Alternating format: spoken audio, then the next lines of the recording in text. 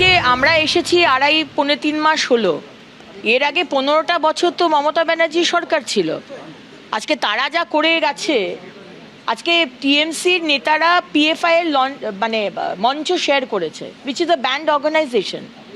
আজকে জায়গায় জায়গায় টেররিস্ট আর রোহিঙ্গা বাংলাদেশি ইনলিগাল ইনফিল্ট্রেটার্সদের আধার কার্ড ভোটার কার্ড বানিয়ে তাদেরকে ভোট দেওয়ার সুযোগ করে দেওয়া হয়েছে।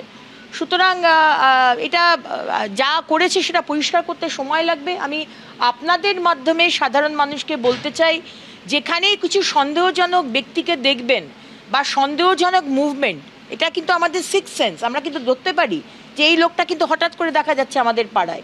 ইমিডিয়েটলি আমাদেরকে খবর দিন, কারণ ভাববেন না যে এই একটা দুটো যে ধরা পড়ছে তাতেই সব ক্লিন হয়ে গেল। সব বসে আছে স্লিপার সেল চারিদিকে।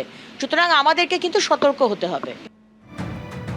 বনগাঁ বাংলাদেশ সীমান্ত থেকে জঙ্গি সন্দেহে এক পাকিস্তানি নাগরিককে বেঙ্গল এসটিএফ গ্রেফতার করলো। এখনো পর্যন্ত বেঙ্গল এসটিএফ সূত্রে যেটা দাবি করা হচ্ছে যে 2012-তে নেপাল হয়ে সে এদেশে ঢুকেছিল আইএসআই এর চর হিসাবে। এ রাজ্যে ঢুকে ভারতীয় রেল এবং সেনাবাহিনীর ওপরে এই রানা রৌফ নজর রাখছিল বলে বেঙ্গল এসটিএফ দাবি করেছে।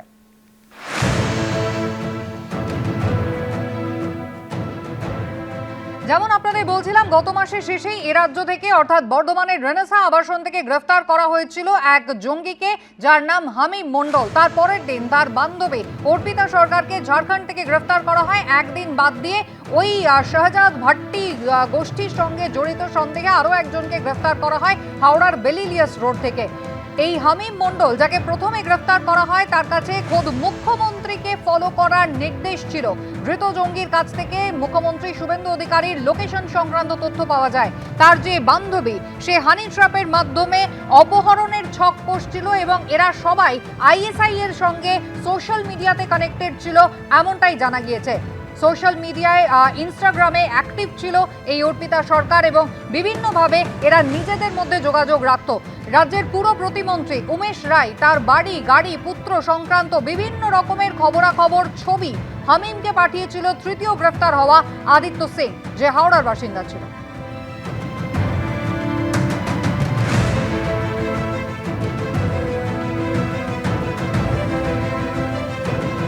আর মাত্র 10-12 দিনের মাথায় ফের বনগাঁ বাংলাদেশ সীমান্ত থেকে এক পাক নাগরিককে জঙ্গি সন্দেহে গ্রেফতার করা হলো। অত্যন্ত গুরুতর অভিযোগ এই ব্যক্তির বিরুদ্ধে।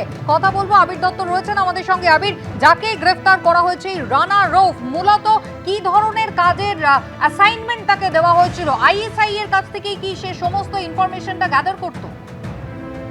দেখো, এখনো পর্যন্ত যে তথ্য প্রমাণ বেঙ্গল এসটিএফ এর হাতে এসে পৌঁছেছে, তার থেকে একটা বিষয়ে তদন্তকারীরা নিশ্চিত যে আইএসআই এর সঙ্গে এই ব্যক্তির যোগাযোগ ছিল ওতপ্রোতভাবে, এবং শুধুমাত্র 1-2 বছর নয়, বেশ কিছু বছর ধরেই কিন্তু তার যোগাযোগ রয়েছে।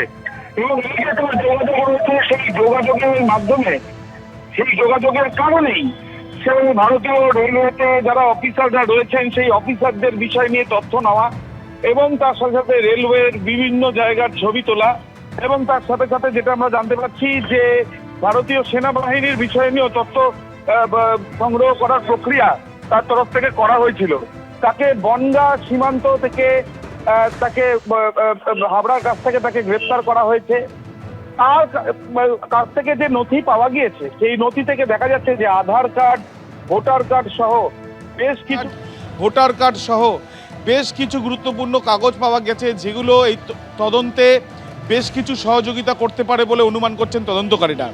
এবং তার সাথে সাথে তোমায় জানাই যে তদন্তকারীদের এটা অনুমান যে এই যে আধার কার্ড, ভোটার কার্ডটা যে নামে তৈরি করা হয়েছিল সেই নামটি জাল, এবং সেই কার্ড যে বানিয়েছিল সে তপসিয়ার বাসিন্দা, পেশায় কার্পেন্টার। কিন্তু তপসিয়ায় থেকে সেই যখন কাজটা হয়, তখন এই ব্যক্তির সঙ্গে পরিচয় কিন্তু হয়েছিল নেপালে। অর্থাৎ তপসিয়ার যে ব্যক্তিকে গ্রেপ্তার করা হয়েছে সেও নেপালে গিয়েছিল। নেপালে থেকেই কিন্তু এই রানা রাউফের সাথে তার পরিচয়। 2012 সালে নেপালে প্রবেশ করে এই রানা রাউফ। সেখানে উপস্থিত রয়েছিল বেশ কয়েকজন, যারা আইএসআই এর অপারেটিভস হতে পারে এমনটাই অনুমান করা হচ্ছে, এবং তাদের সঙ্গে যোগাযোগ করার পরেই সে ভারত নেপাল সীমান্ত দিয়ে ভারতবর্ষে প্রবেশ করে, ভারতবর্ষের বিভিন্ন জায়গায় যায়, এমনকি এই কলকাতা শহরেও সে এসেছিল এমনটাও অনুমান তদন্তকারীদের। এবং এখানে এসে সে বেশ কিছু কাগজ নথি তার আইডি প্রুফ সেগুলো বানায়। যে আইডি প্রুফগুলো বানানোর পর তারা জানতে পাচ্ছেন যে এই যে রেলওয়ের বিষয়ে বেশ কিছু তথ্য, রেলওয়েতে কোন অফিসাররা কাজ করেন বা কোন অফিসাররা দায়িত্বে রয়েছেন তাদের মুভমেন্ট, এবং তার সাথে সাথে ভারতীয় সেনাবাহিনীর বিভিন্ন এস্টাবলিশমেন্ট বা ভারতীয় সেনাবাহিনী নৌবাহিনীর বেশ কিছু তথ্য তারা যে সংগ্রহ করছিল, এর পেছনে কারণ কি, কেন বাংলাদেশে সে পালিয়ে যাওয়ার চেষ্টা করছে, সবটাই এখন জানার চেষ্টা করছে বেঙ্গল এসটিএফ। ধন্যবাদ আবি। कि आपने क्यों चर्चा नहीं चाहिए। আসছে পরের খবরে, বনগাঁ বাংলাদেশ সীমান্ত থেকে জঙ্গি সন্দেহে এক পাক নাগরিককে গ্রেফতার করলো বেঙ্গল এসটিএফ। ধৃত রানা রউফ ওরফে ওয়াহাব আলমের থেকে ভুয়ো আধার কার্ড পাওয়া গিয়েছে।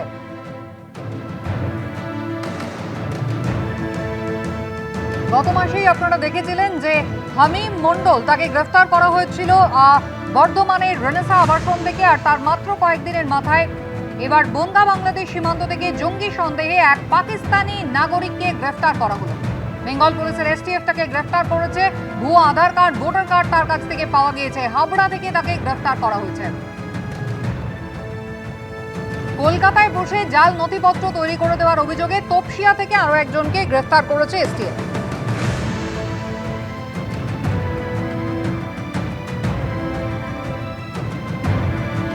এবিপি আনন্দ, এগিয়ে থাকে, এগিয়ে রাখে।